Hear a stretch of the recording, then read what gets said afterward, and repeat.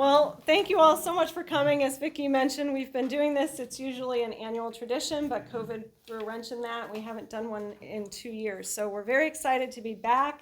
And this is a little different than our usual format. Usually we have actors portraying people in a cemetery, and we tried to limit the number of people involved this year and still got bitten. Friday, an actor went down with COVID, so we got a replacement, and today now she is sick. So bear with us, we have to rearrange a few things, but I think it'll be fun. We're going to go through, instead of one particular cemetery, we're going to talk about people in Fairport who have a tie to the canal. And we have 200 years to cover.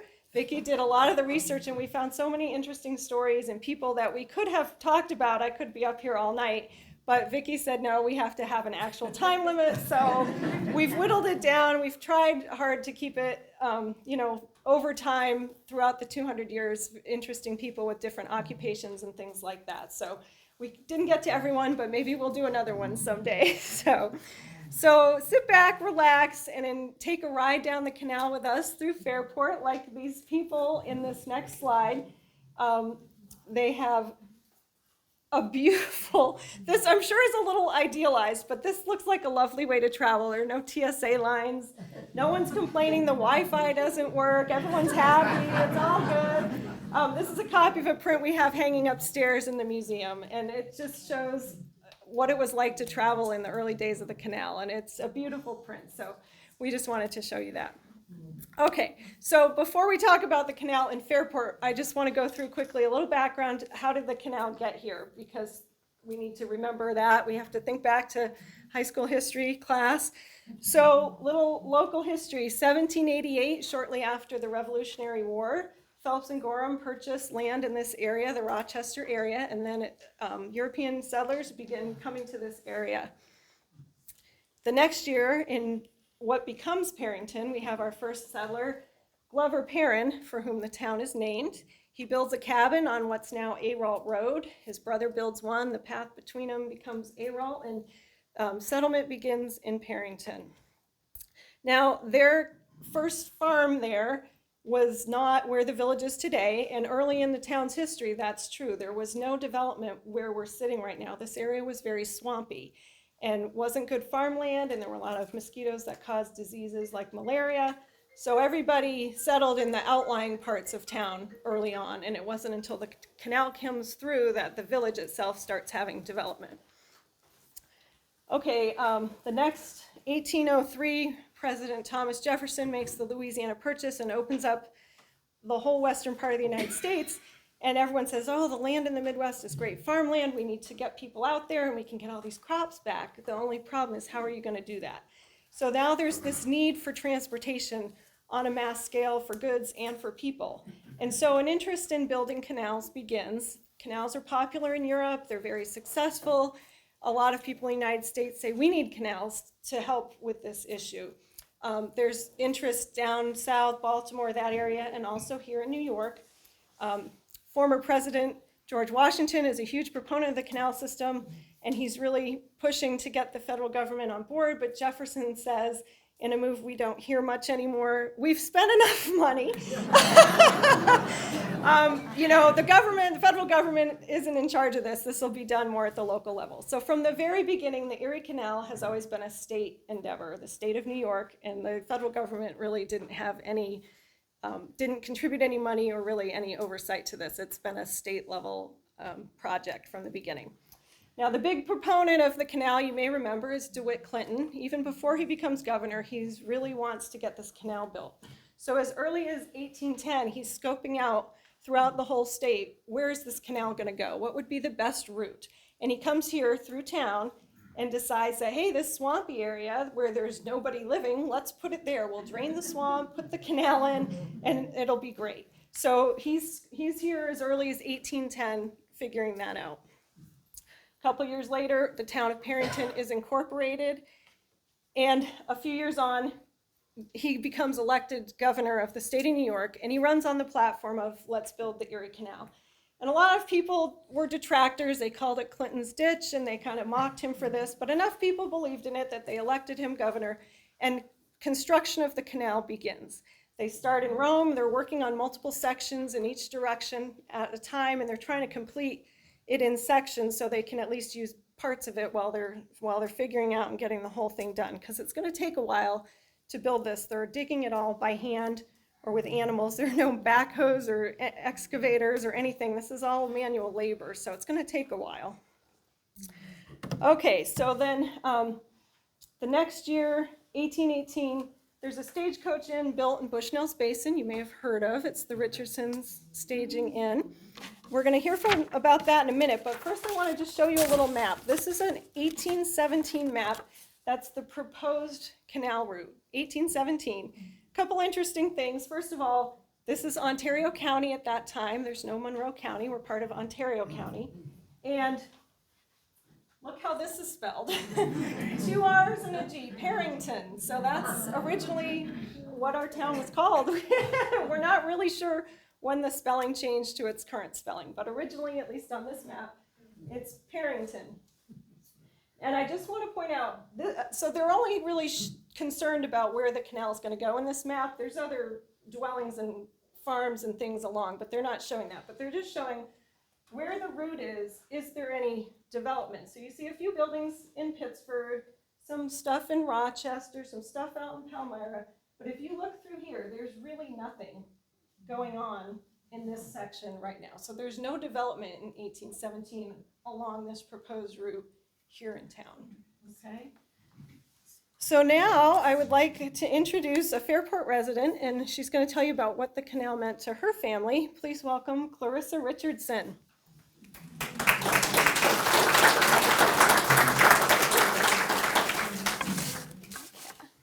Good evening.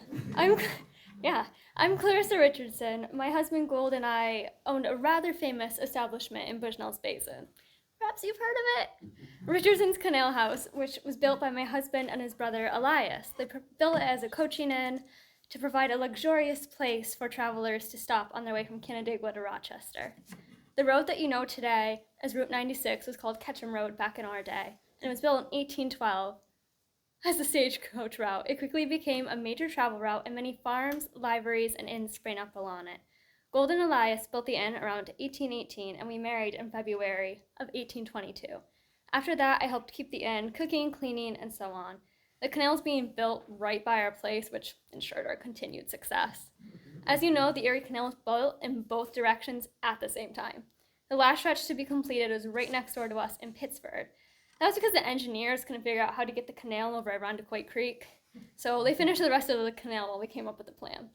Finally, construction begins on the Great Embankment. First, a stone culvert was built to carry the creek under the canal bed. Then the workmen used wheelbarrows to carry dirt from nearby hills and fields to construct the embankment, which in some places was 65 feet high. It was reinforced with 900 logs, and the canal bed itself was made of timbers on the canal in both directions. It took 2 years to finish, and traffic had to travel in both directions and disembark in Bushnell's Basin. They had to transfer via wagons around the section of the canal that was not yet built. This led to plenty of activity right outside our door. It is widely acknowledged to be the finest establishment between Albany and Buffalo, with beautiful guest rooms, excellent food, and our dance floor had springs in it. It's easier for those so inclined to dance. Our beautiful inn was painted the most lovely shade of yellow, and it took 40 gallons of paint to complete. When the canal finally opened all the way through in 1825, it ran right in the front of our place, which was a good thing in most regards. There was one drawback, however. If a packet boat went by too fast, waves sloshed right through the front door and into our barroom. Guess who had to clean that up? It was a constant mess, and I was forever mopping that floor. I actually think some of the packet boat captains did it on purpose. When the canal was widened a decade or so later, the canal was moved behind the inn and further away, which solved that problem. By the way, do you know why some places along the canal are called basins? Basins are places where the canal is wider so that boats can turn around, tie up without holding up traffic. Fairport had several basins, including Bushnell's and Fulham's. Did you know that Bushnell's wasn't originally called that? In my day, it was named Hartwell's Basin, after Mr. Oliver Hartwell, who developed the area. But Mr. Hartwell sold it to Mr. William Bushnell, and his is the name that stuck all these years. I guess it doesn't always pay to be first, does it? Gold and I had 2 daughters, Angelina and Sarah. Sadly, I only got to enjoy their company for a few years before I died in 1827 at the age of 25. I was the first person buried in our beautiful little cemetery in Bushnell's Basin. My loving husband chose the inscription, "Her soul we trust has gone to rest, where it will forever be blessed." Gold remarried after a few years, and soon after he sold the inn and moved to Michigan. He's buried there along with our daughters, but I remain here in a quiet little cemetery not far from the canal.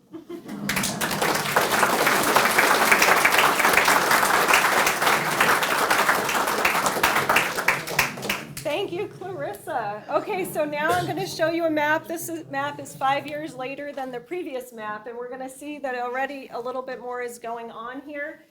As Clarissa mentioned, this area is Hartwell's Basin, not Bushnell's Basin at this time.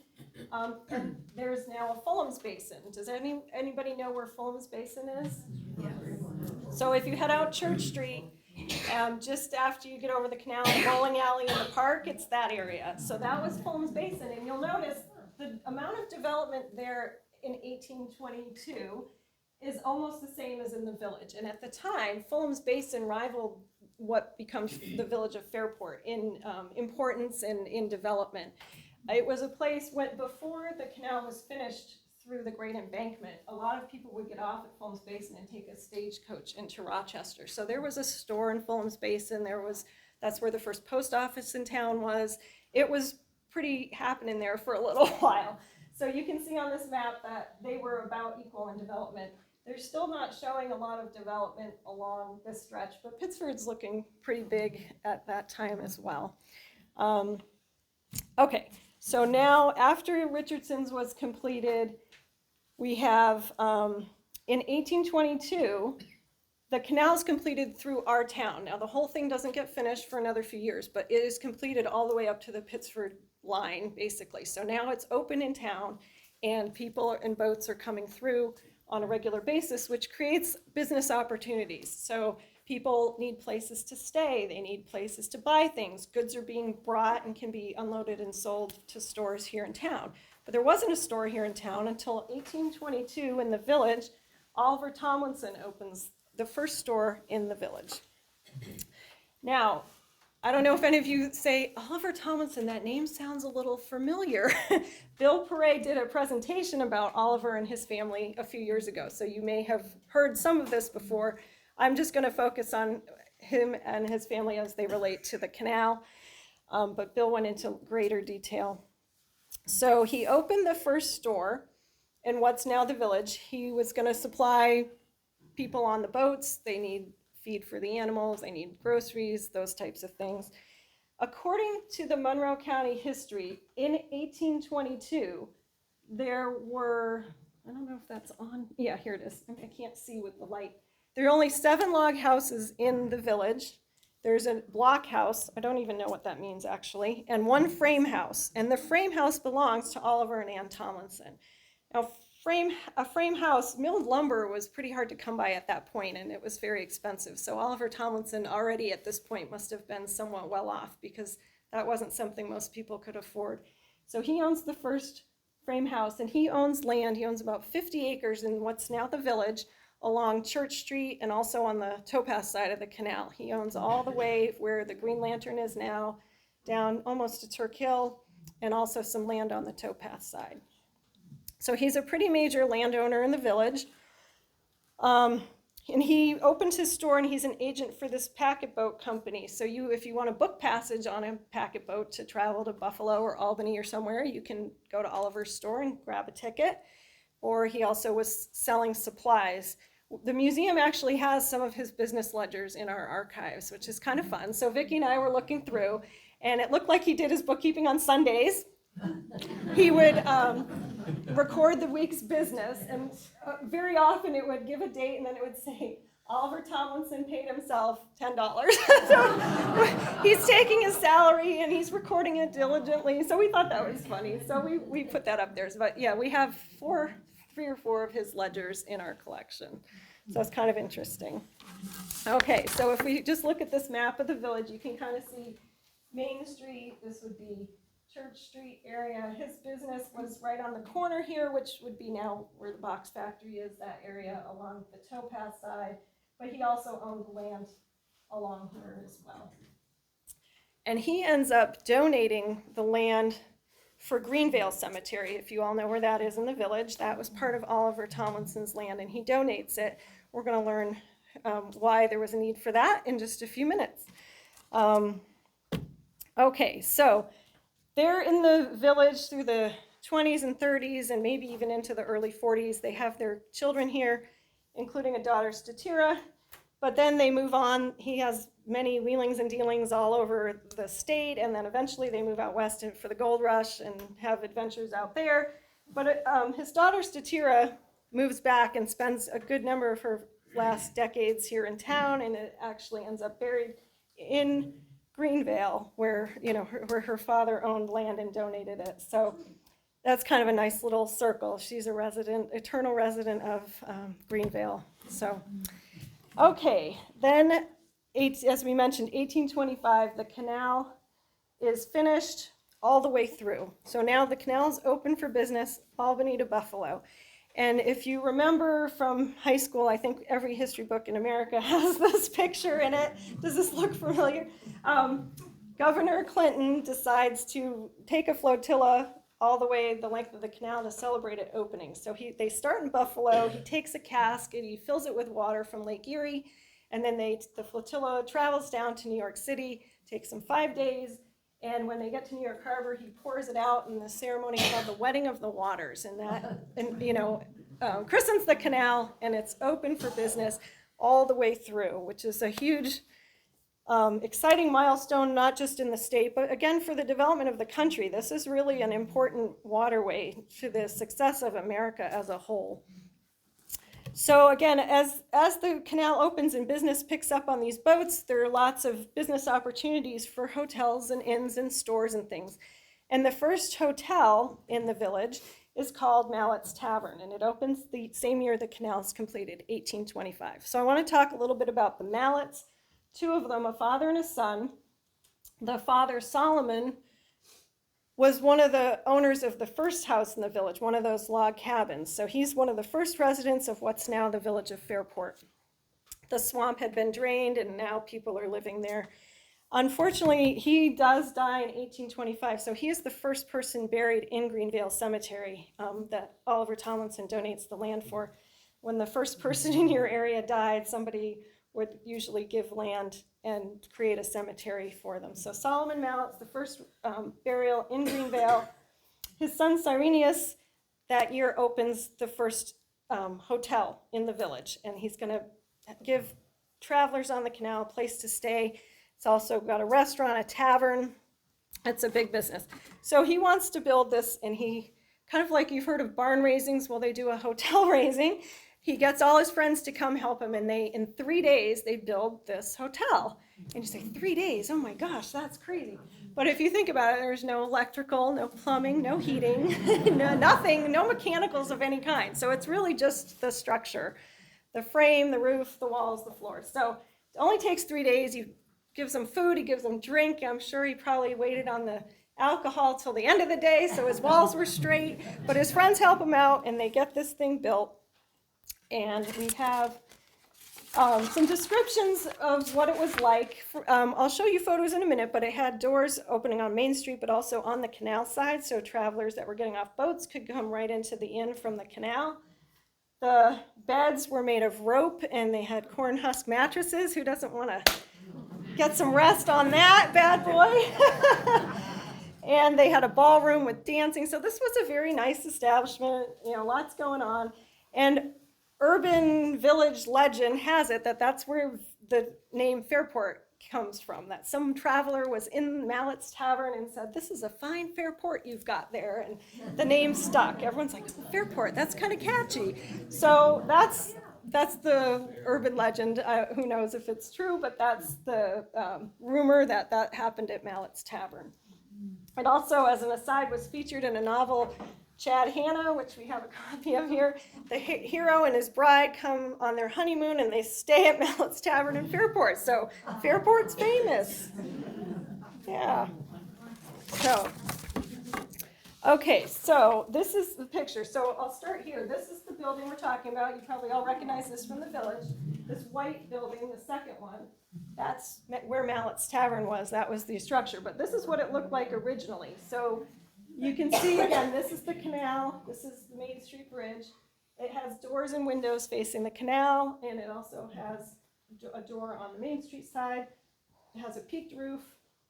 Same thing here is a shot from Main Street, peaked roof, nice covered porches, lots of windows and doors. This is the bridge coming down. Later on, a third story is added, and at that point it gets the flat roof. But it still has porches and windows facing the canal at this time. I don't really know the dates of these photos. But this must have been 4th of July, I would guess, or some other, patriotic holiday. It's got all the bunting. And then this is what it looks like today. So you can see the similar roof line has stuck, but now there's another building between it and the canal, so it doesn't have all the porches and windows anymore. And we do have one picture of the inside of Mallett's Tavern. Again, it's undated. We're guessing approximately 1900. I love this. They're all playing cards. They've got facial hair and hats and the beautiful wood stove going on there. So that's what Mallett's Tavern looked like on the inside back in the day. Okay, so where are we? So 1825, the canal is completed. And the very next year, 1826, the first break in town occurs. So it doesn't take long for us to start having canal breaks, which are an ongoing problem throughout the history of the canal. We're going to hear about several. There were many. I'm not going to talk about them all, but we're going to talk about several of them. But it occurs at Fulham's Basin, so that's the first break. And remember, at that time, Fulham's Basin was fairly developed and a kind of a center, so I'm sure it was very disruptive at that point. Okay. And Fulham's Basin stays sort of a rival of the village till the 1850s, but after the canal is completed and things are going along, Fulham's Basin loses prominence. The village has the north-south, Main Street that can connect people to the canal, whereas Fulham's Basin only had east-west. So it kind of loses prominence and fades away over time, and the village becomes the more prominent. Okay, so now we're going to talk a little bit. Like most technological advances, there's upside and there's a downside. So the canal brings ease of travel and communication and goods and everything can move, and this is great, business opportunities for locals, but there are some downsides. And one of them we've found very interesting as we were researching this, because it parallels a lot today. With the ease of travel, disease is easier to spread, and it can spread more quickly. And 1832, there's a cholera outbreak on a packet boat that's coming through Fairport, and several people on the boat die. And you cannot get into the city of Rochester if there's any signs of cholera on the boat. So people on the boat have to bury these bodies. They also are afraid, they don't want to get it, and it's very contagious. So they actually just bury these two women by the Oxbow, which is an area near the Erie Road Bridge, where it gets wide there. We're going to be talking about the Oxbow quite a bit. But anyway, they have to bury these bodies, and they don't even put them in one of the cemeteries in town. They just get buried in the woods near the Oxbow. So it's kind of sad. And then another man gets buried in Bushnell's Basin. His remains are disturbed later on when they're moving and widening the canal. So there were at least 3 cholera victims buried in town, but they're not buried in a cemetery. But we did feel like we should include them just so they get some acknowledgement, because we don't know their names or very much about them at all. Despite these efforts, cholera makes it into the city of Rochester, and there is an epidemic. They end up between July, August, and September for 3 months. They end up with almost 400 cases and over 100 people die. So it's highly contagious and causes a problem. So that's the beginning of one downside to the canal, is the spread of this contagious disease. Another downside is you get a few more people coming through and crime goes up, right? So that's just the nature of the game. But local farmers are struggling. Their horses are getting stolen. People need animals to tow boats on the canal, whether it's mules or horses. And so in the dead of night, people are coming along, taking your horse, and they take them 20 miles down the canal and sell them. every boat that comes through needs horses or mules. And at passenger boats, they don't carry their own change of animals. They get them at liveries along the way. So there's a great demand for these animals. And the farmers need these animals to do their farming, so this is a problem. And you can't just call 911, and call Fairport police and say, hey, I want to report my horse is stolen. So a bunch of farmers band together in 1838 and form the Detection and Apprehension of Horse Thieves Society. They take the law into their own hands, for good or for bad, and try to track down their horses and keep their livelihoods safe from crime. And this organization goes on almost till 1900, so it lasts a long time. We don't really have a lot of records about how successful they were, but if nothing else, I guess it was a fraternal organization, but they certainly banded together to try to prevent the thefts. So, okay, the next milestone we want to talk about, 1852, DeLand Chemical Works is founded. I'm sure you all know the name DeLand. They're one of the biggest names in Fairport history, especially industrially. So we're going to talk a little bit about some of the DeLands today. We're going to start by talking about Daniel DeLand and his wife, Minerva Parse DeLand. They are not from here originally. Daniel was born in Tioga County, and at age 19 goes off to see the world, adventures and whatnot, as a whaling boat employee. So he has 3 years on a whaling ship and sees the world and likes the adventure, but decides it's time to come settle down on something a little more reliable. So he becomes a packet boat captain on the canal. And he travels the waterways, taking people up and down the canal. And in 1848, one of his passengers is the lovely Minerva Parse, and they strike up a romance, and the next thing you know, they're married. So now he's got a wife, and they want to start a family, and he says, life on a packet boat is probably not the most stable thing for a family, so what could I do? Well, Minerva's family is from Norwich, New York, and they run an ashery. Well, what, pray tell, you ask, is an ashery? It takes ashes left over from people's wood stoves and fireplaces, and you process it and convert it to saleratus, which is basically baking soda. Similar to that, it's a leavening agent for baking. So this is something you can sell and make money from somebody else's leftover ashes. What's not to love about that? So he and Minerva train with her parents, and Daniel learns how to do all this, and then they move here to Fairport and start their own business. And early on, they're running it out of their home, out of their own kitchen, and Minerva's helping with this. And so it's a family business out of the home, but they're very successful, and pretty soon it's too big an operation for them to keep doing from home. So they start DeLand Chemical Works. They build a huge business on the canal, right where Main Street crosses the canal on the towpath side, where the box factory is today. And this is a picture of what it looked like around the early 1860s, we believe. You can see that boats would tie up next to it on the canal. They had a derrick that would load the ship and unload other resources that they need, I'm sure. And there's horses and wagons. Main Street's right here. Lots of workers, so it's wildly successful, and this is one of the biggest businesses in Fairport for many, many decades. Wildly successful business. So Daniel started as a packet boat captain, and he lived and worked on the canal, and then he started his business next to the canal, and it ran there for many years. Okay, let's see, where are we? So a few other dates, just general dates. 1853, the railroad comes through town. So this is now roughly 30 years or so on from when the canal is completed, and this is the first competition the canal is getting for goods and people and a way to transport. The railroad is going to cause changes to how the canal operates and what it's used for, but that happens in 1853. The next year, 1854, the Parker Street Bridge is built, and we're going to talk a little bit about the man who did that, Al Parker. Now, Al Parker, this is Church Street, Parker Street. In this map right now, there's no bridge there yet, but there is a bridge on Main Street. Al Parker has a warehouse. He begins his life as a packet boat captain as well, and in 1850, he's listed as a packet boat captain, but he has a wife and 2 children, and much like Daniel DeLand says, maybe this isn't the greatest life for a family man. I need to start having some businesses that are settled in one place.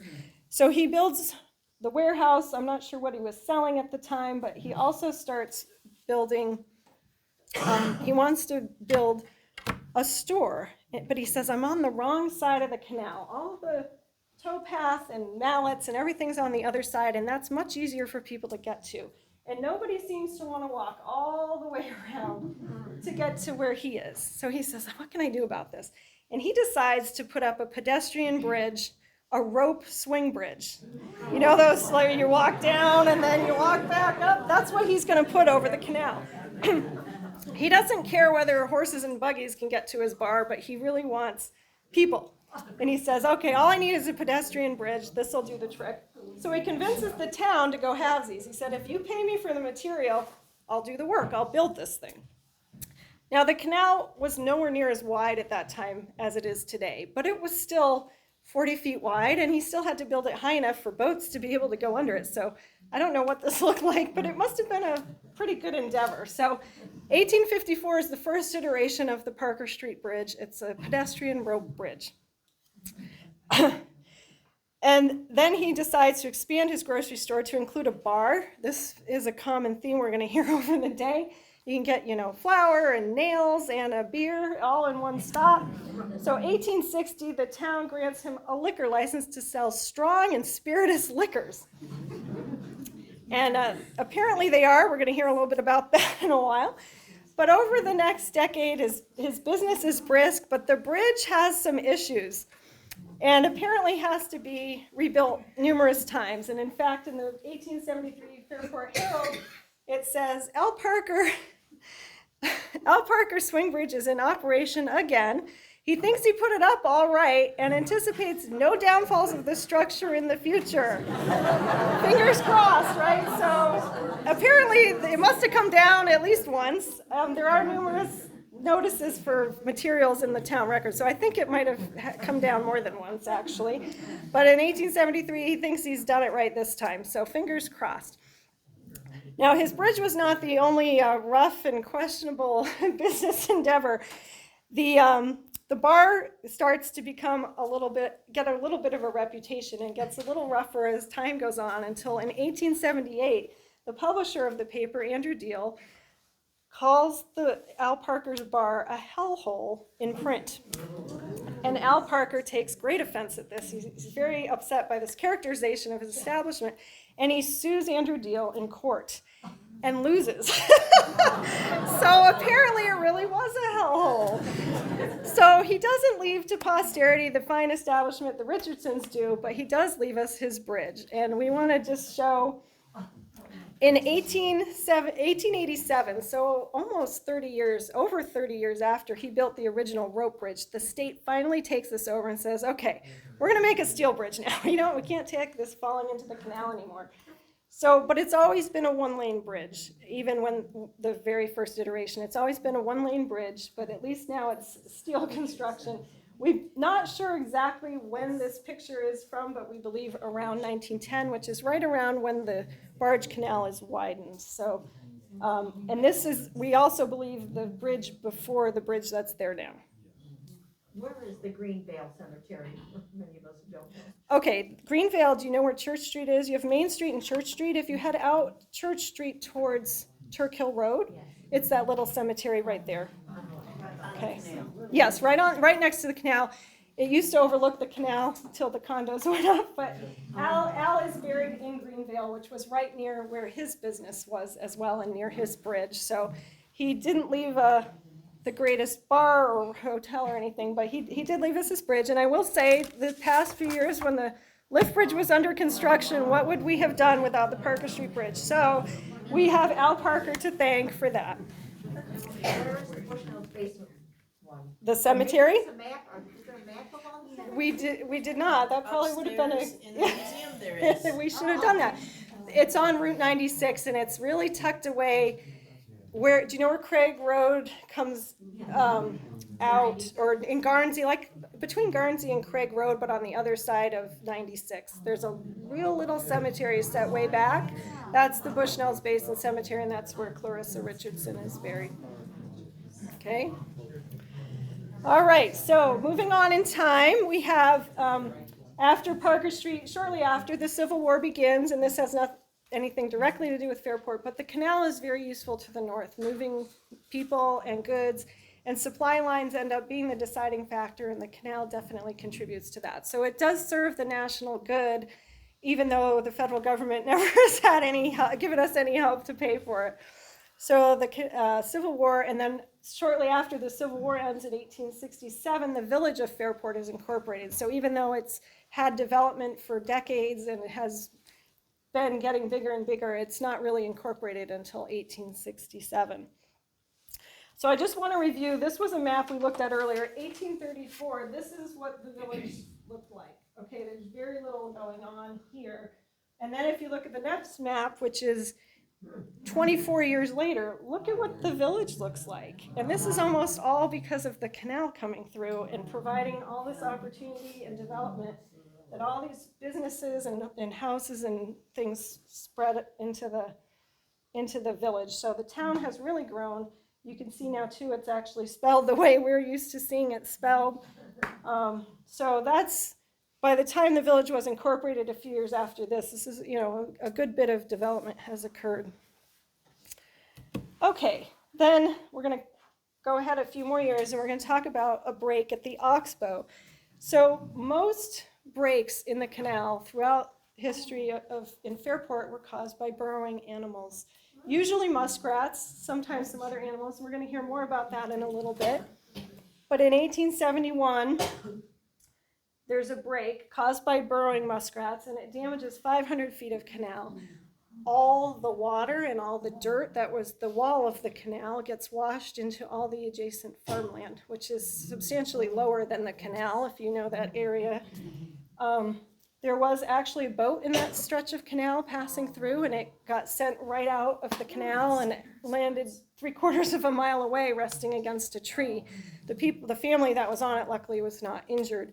There was, however, a resident below the break who did not get out in time, and he did pass away from the break. Okay, so how do you fix this?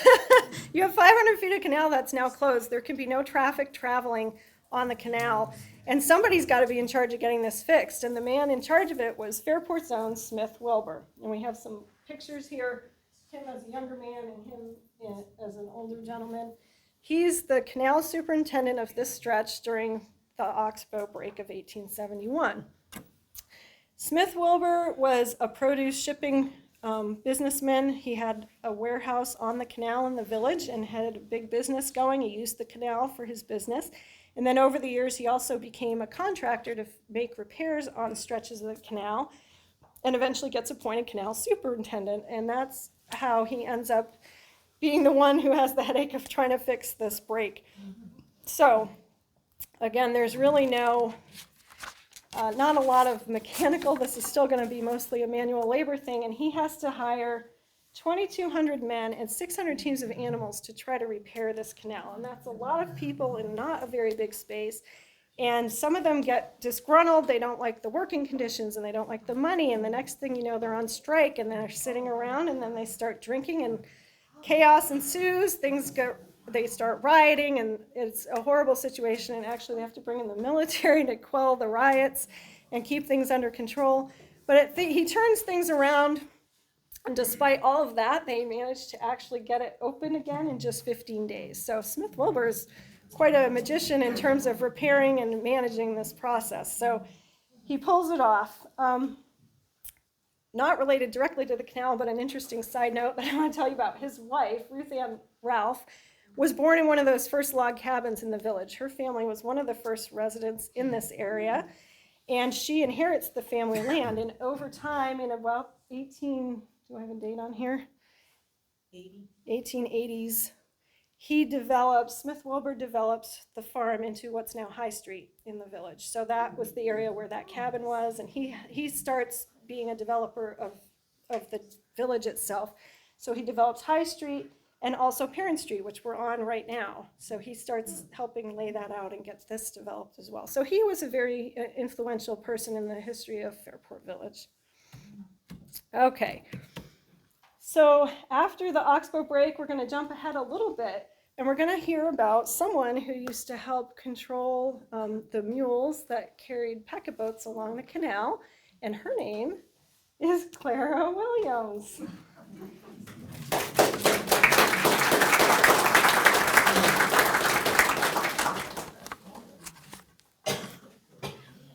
I'm Clara Stubbings, but as a girl, I was Clara Williams. I'm sure you've all heard the terms hoagies or drovers, which refer to people who drove the mules that pulled the boats on the canal. Hoagies were usually young men, but when I was a teenage girl in the 1890s, I did that job. It was very unusual for a girl to do it. My mother told me I was crazy, but my father said, "You can do anything you darn please." So that settled it, and off I went. You see, my uncle, DeWitt Hill, operated a lumber barge on the canal. He'd transport goods anywhere along the canal. He might pick up lumber in Tonawanda or Buffalo and move it to Rochester or Albany or anywhere in between. He named his boat the Mayflower, after the month he was born. It was a shiny white wooden craft, and it would be loaded almost to the deck level with lumber or sometimes coal or vegetables or other freight.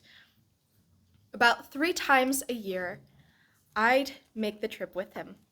I'd drive the mules. There were 3 to a team. I'd walk for a couple miles or so until I got tired. Then I'd get on the boat and my uncle would take over. I only drove the mules when we were going east because that way, if you had to pass another team coming in the opposite direction, you were on the outside, away from the water. You see, there was often some crowding when 2 teams tried to pass, and the mules closest to the canal sometimes got pushed into the water. Mules are like people. Some of them try to get some more room than they're entitled to. My uncle had 2 teams of mules. The first team was made up of Tom, Dick, and Harry, while the other team consisted of Jenny, Mary, and Maria. You'd drive one team until it got tired.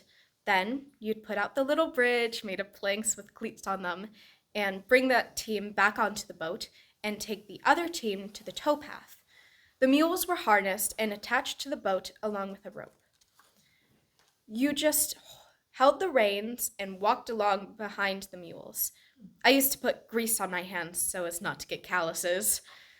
Some of the mule drivers along the canal were mighty rough characters. Their language was rough too. My uncle told me it was French and to pay no mind to it. So I just turned my head and tuned it out. He managed to persuade his own drivers to be a little more soft-spoken than the general sort, at least around me. My aunt and uncle had quarters at the aft end of the boat, divided into 2 sleeping rooms and a kitchen. I slept on a cot in the kitchen. My aunt and uncle slept in one small room, and one of the 2 hired drivers slept in the other. The second hired hand had to sleep with the mules. He didn't mind it, though. There was plenty of room in there. As we moved along the canal, hucksters and rowboats would come alongside us and yell, "I've got so-and-so on sale today. Would you like some, mister?"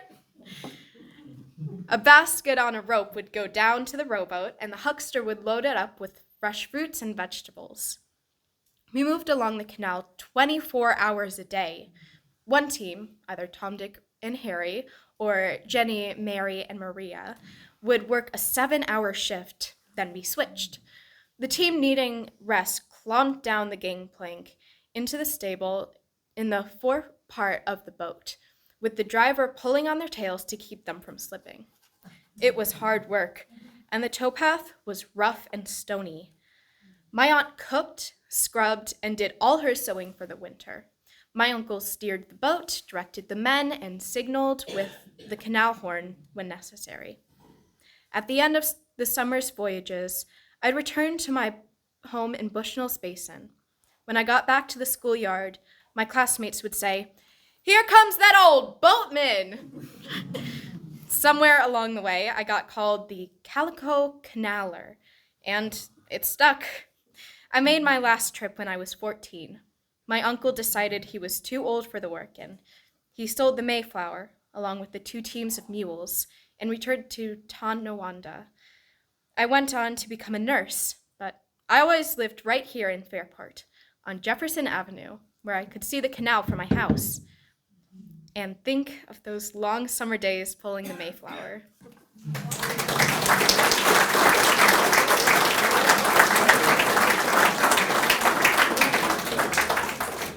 Thank you very much. So the museum has authentic canal belt horns. So we just wanted to show you this is what it would look like. And back in the early days, more so for maybe the passenger packet boats earlier than we heard about just now, it would be used to alert for several things. It would alert boats coming in the opposite direction. You could also indicate by the number of blasts you blew how many fresh horses you needed when you arrived at a stable, or to alert a tavern keeper of your arrival with guests who needed a place to stay. So this was basically your ship-to-shore communication back in the early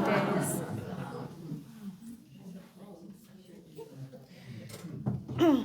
Okay, so now we're going to talk about 2 more things from the 1890s. We're going to talk about another canal superintendent named John Gunzal, and then we're also going to talk about some more DeLands. So,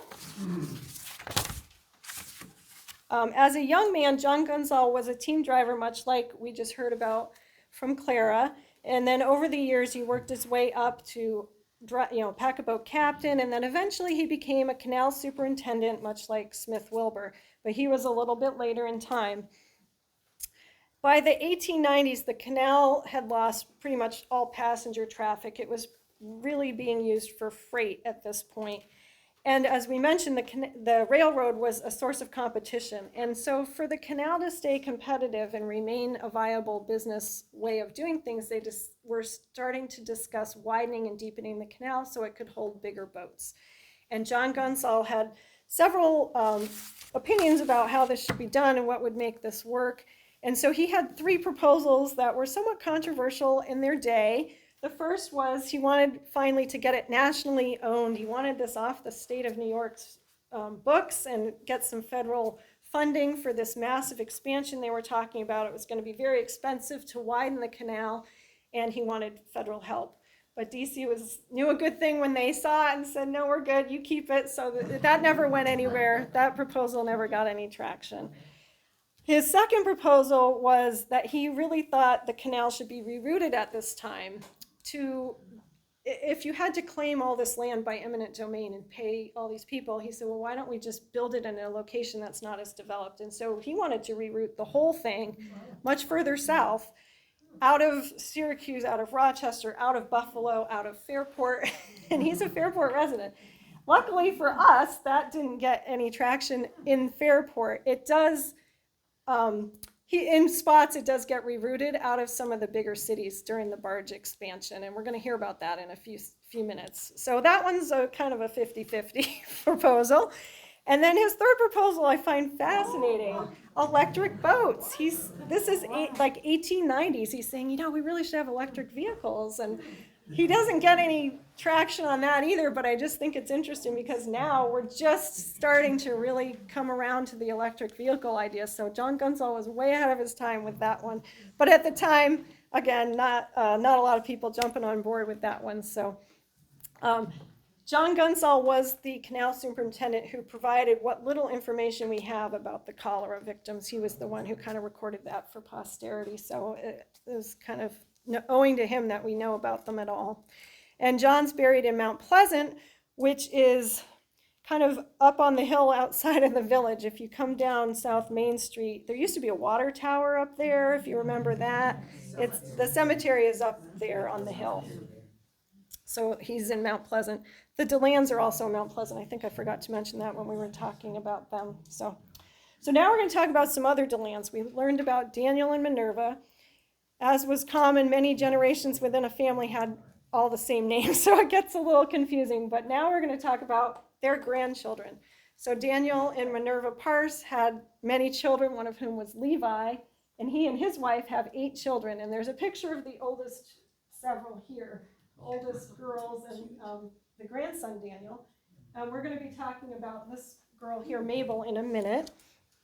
So, as we heard earlier, accidents in the canal were very common. People and animals ended up in the canal, and it was very difficult to get out. And usually these accidents did not end well. It was tragic. And Bill was saying to me, he's like, I don't think anyone in the 1800s knew how to swim. Everybody that fell in the canal ends up drowning. I'm sure some of them did, but it did seem like there were a very large number of accidental drownings in the canal over time. The DeLands, the girls, decide in 1898 that they're going to go for a carriage ride. And the older girls, the 5 younger daughters and their cousin, decide they're going to go out for a carriage ride. And the oldest of those girls, Mamie, is driving. And they go out Church Street towards Pittsford. Just as they get to the bridge where Fulham's Basin used to be, where the bowling alley is and the park, they get over the bridge, and then something spooks the horse. And it starts backing up, but the carriage starts tilting at an angle and heading right for the canal. And Mamie jumps out, and she's trying to get the horse under control, but she can't get it to stop, and it keeps backing up. And the other 5 girls, including an infant, are in the carriage. So at the last second, they throw the infant onto shore, and then the other 4 girls all end up with the carriage and the horse in the canal, which could have ended very tragically. Luckily for them, Mabel is a very good swimmer, and she, despite all of the heavy clothes they're all wearing, manages to get her cousin and her other 2 sisters to safety, so they all survive. So, happy ending for the people, not a happy ending for the horse. It's tethered to the carriage and cannot stay alive, and unfortunately their horse does drown. So, sort of a sad side note to that story, but Mabel saves her sisters. If her family's anything like mine, she probably never let them forget it.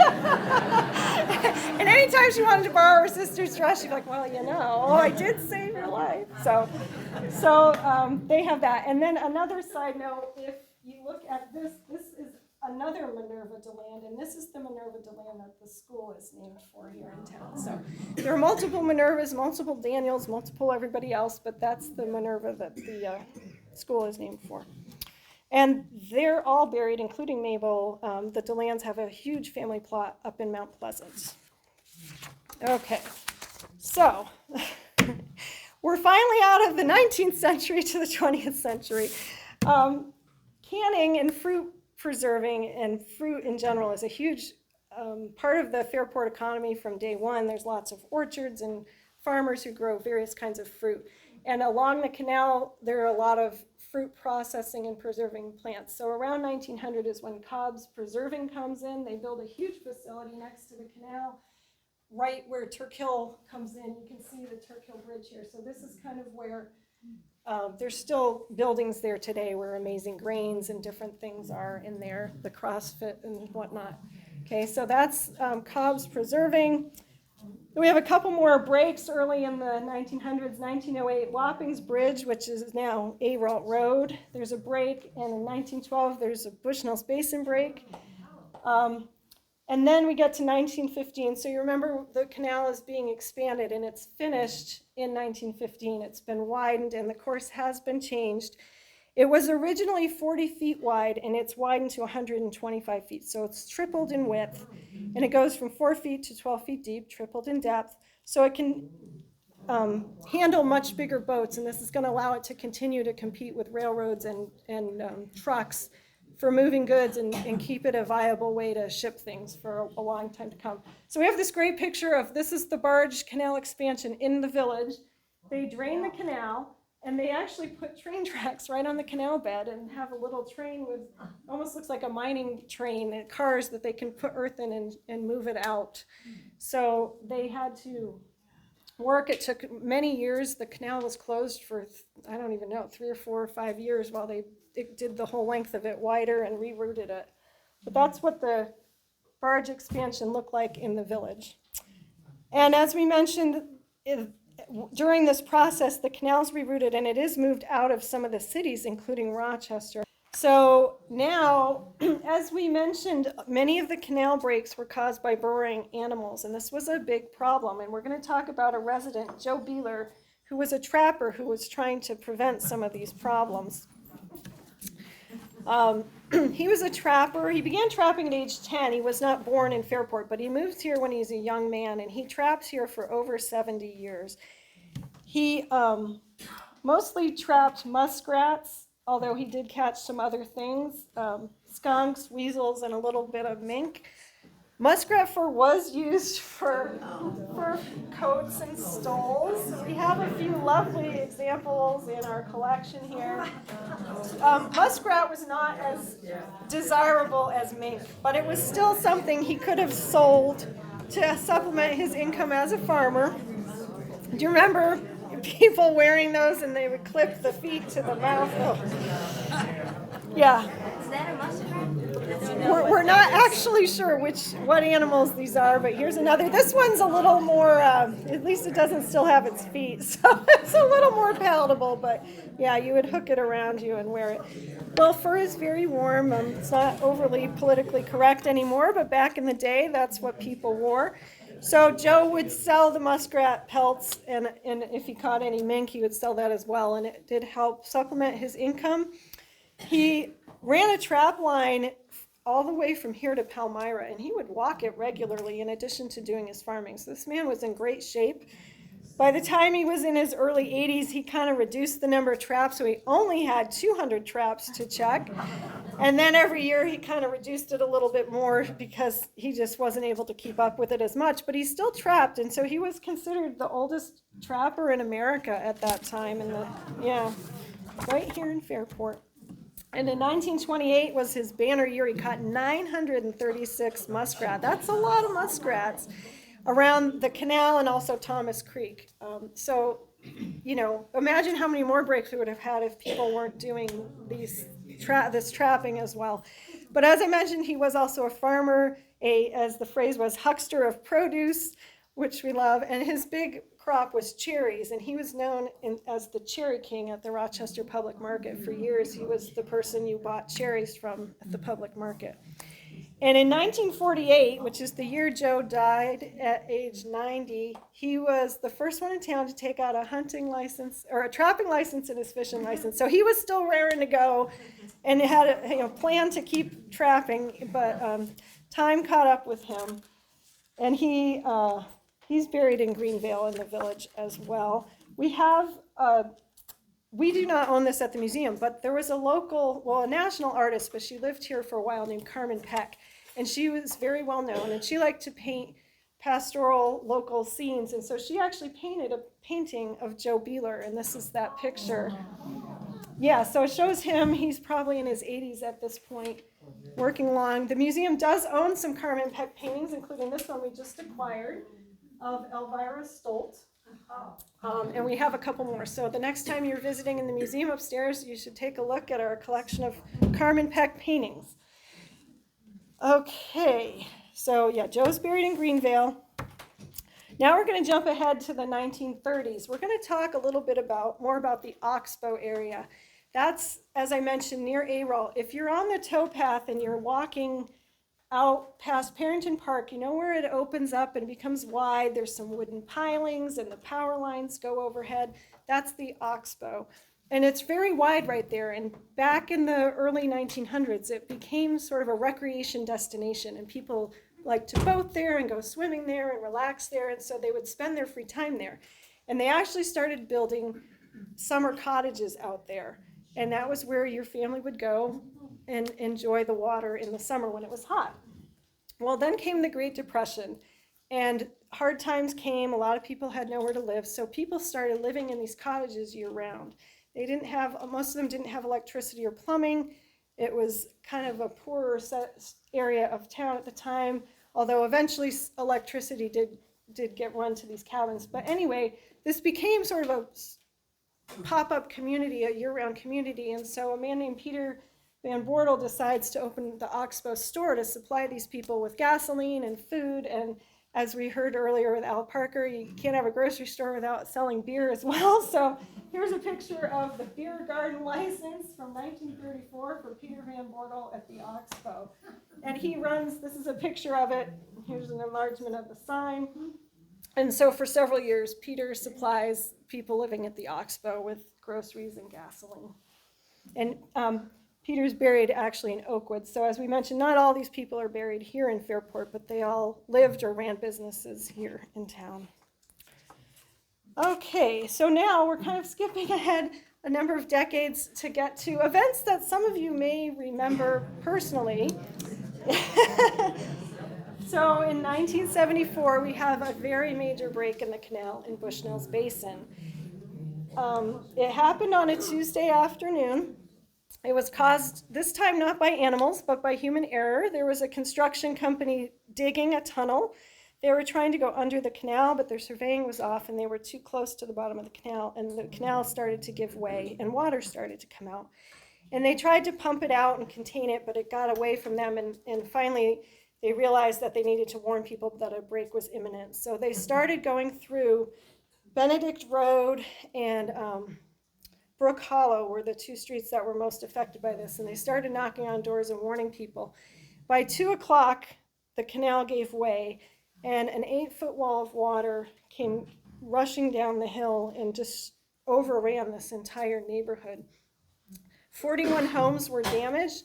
Luckily, nobody was killed. The time of day really helped. A lot of people were at work and kids were still in school, or this could have had a very different ending. There were no serious injuries. There were a few people that were affected. One resident named Fran Kramer was actually swept right out of her house and swept down the road, but she was able to latch onto a tree and she was rescued eventually, and so she was fine. So interesting pictures. This is a picture from the paper, not the best quality, but the water came down and just flooded all these homes. And this is a picture of what the leak in the canal started to look like as the water started to go out from the bottom of it. It was just a hole appeared and eventually ended up being about 60 feet by 100 feet long hole in the canal. Now, one couple that was affected in this neighborhood were named the Hoffins. Some of you may remember they owned a liquor store in Bushnell's Basin in what's the Hitching Post Plaza. So their business was unaffected. It was on one side of the canal and there was no damage over there, but they lived on Brook Hollow and their home was flooded. Their basement and part of the first level was flooded, but they didn't have any structural damage and their home was actually able to be cleaned and restored, and they managed to avoid total destruction of their home. Some of their neighbors were not as lucky. And as I mentioned, 41 families were affected and all had to have temporary housing because their homes were damaged so badly. One woman, Betty Lou Comerton, recounted her story later to the paper. She says, one of the Pure Waters engineers was going house to house, warning people to leave, but by the time he got to my house, it was too late. He told me, get back in the house and go to the top floor now. I grabbed my dog and cat and ran up to the second story, and I watched from a window as trees, cars, and pieces of my neighbor's homes swept by my house. One of the neighbors whose homes got most damaged was my dear friend who's here tonight, Cece McCurdy. This is a picture of her home. Half of it was completely ripped off, and the rest of it was sort of shifted off its foundation, and the home was basically a total loss. Luckily, though, they were safe. There were no serious injuries, but Cece lost a lot of things. Her purse ended up buried in the Comerton swimming pool, and they dug it. As they were cleaning out their pool the next year, they said, Cece, we found your purse. And another family in Penfield found some photos as the water washed debris down through Irondequoit Creek and then receded. It left things along the way, and someone found a package of her vacation slides with her name on it and returned them to her. So it was very, very destructive, as I'm sure those of you who were living here at the time remember. So that was the break in 1974. A few other events in the 70s that we want to go through. Canal Days starts. That's a treasured tradition here in Fairport, and celebrating the canal kind of this whole revitalization time frame. What can we do to revitalize downtown? And we'll have this festival. And then in 1978, the Colonial Bell begins giving tours on the canal. So that's another way to make use of the canal. Now, in the mid to late 70s, we're going to hear from a woman who wants to open a restaurant in town, and she finds the perfect location, except it's a little bit run down. So please, actually, we have a COVID last-minute substitution. Our actress who was supposed to portray, actually 2 actresses who were supposed to portray this next person, both have had to back out because they're sick. So Vicky's going to step in and do this one. So welcome Vivian Tellier-Wolf.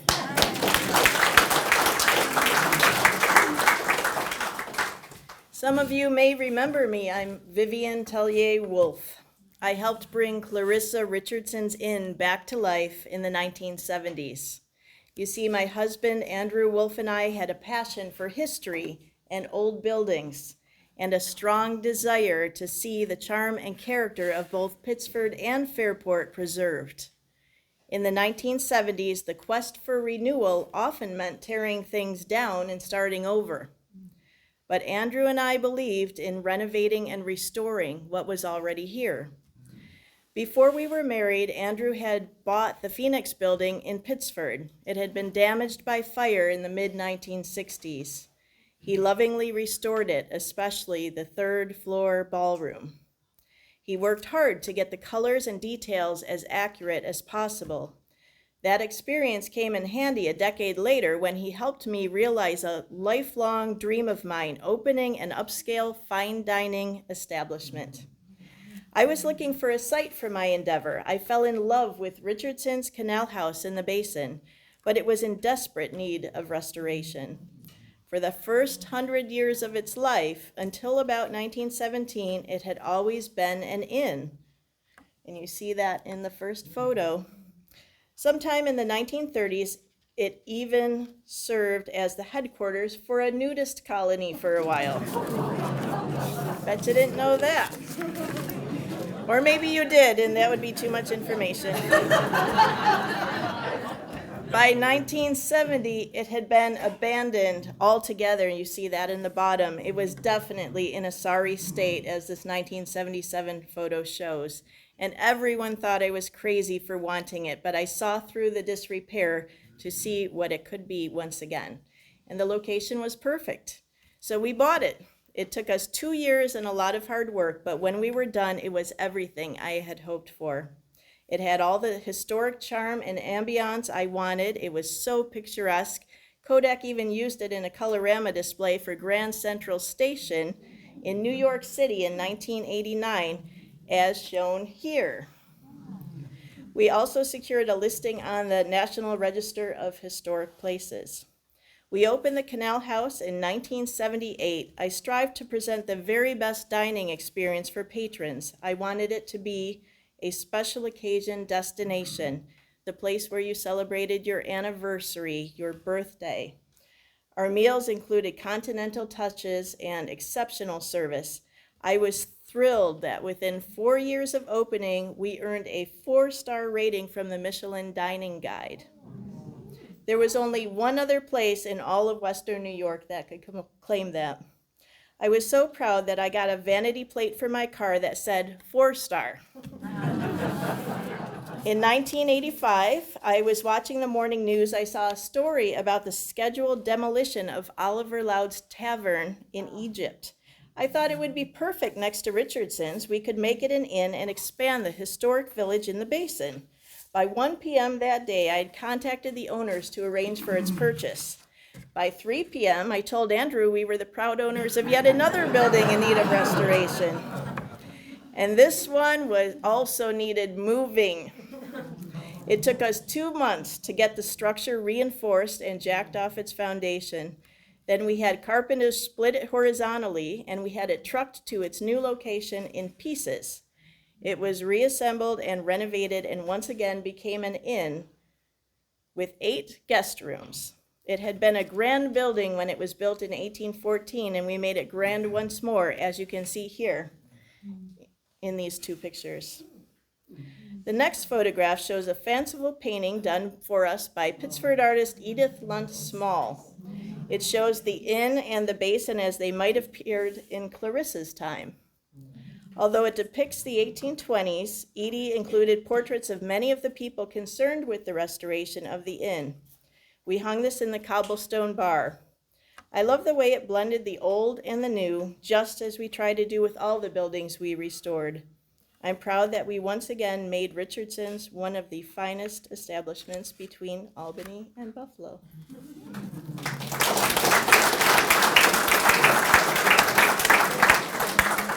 All right. Thank you, Vivian. Vivian and Andrew are buried in Pittsford Cemetery. Vivian just passed away this January.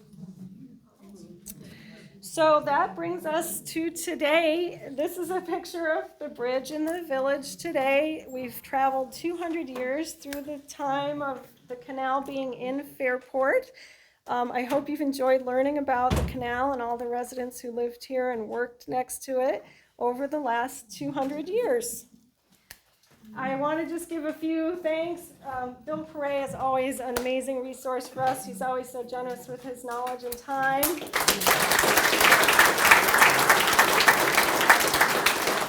Every March when we start planning this, he probably just wants to go on vacation because he starts getting all these emails and phone calls. Bill, I need to come ask you some questions. I would like to thank PHS trustee Nancy Slaybaugh. She researched Joe Beeler the Trapper for us.